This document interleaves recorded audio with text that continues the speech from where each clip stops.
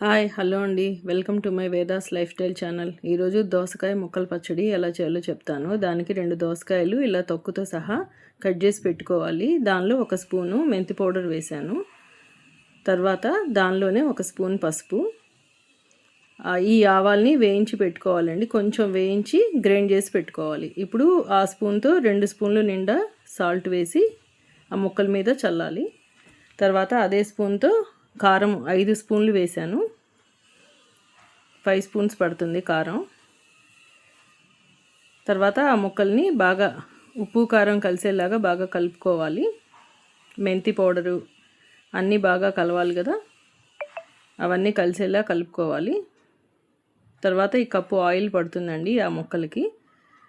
ఈ ఆవపిండి ఇందాక అన్నాను కదా, ఆవపిండిని గ్రైండ్ చేసి పెట్టుకున్న దాన్ని అంతా దానిలో వేసేసాను. ముక్కల మీద వేసి బాగా కలుపుకోవాలి ఆవపిండిని. ఇప్పుడు 5 స్పూన్లు నూనె వేసాను. ఇందాక కప్పుతో పెట్టుకున్నాను కదా, దాంతో 5 స్పూన్లు నూనె వేసి ఆ ముక్కలకి బాగా నూనె పట్టేలాగా మొత్తం కలుపుకోవాలి. ఉప్పు కారం ఆవపిండి మెంతిపిండి పసుపు అన్నీ కలిసేలా కలుపుకోవాలి. ఇప్పుడు తిరగమాత వేసుకోవటమే. దానిలో తిరగమాతలో ఎండుమిరపకాయ ఆవాలు జీలకర్ర. దీనికి టేస్ట్ ఇంగువేనండి. ఈ తిరగమాతలో కంపల్సరీ ఇంగువ వేయాలి. ఇంగువ వేసుకున్నాను.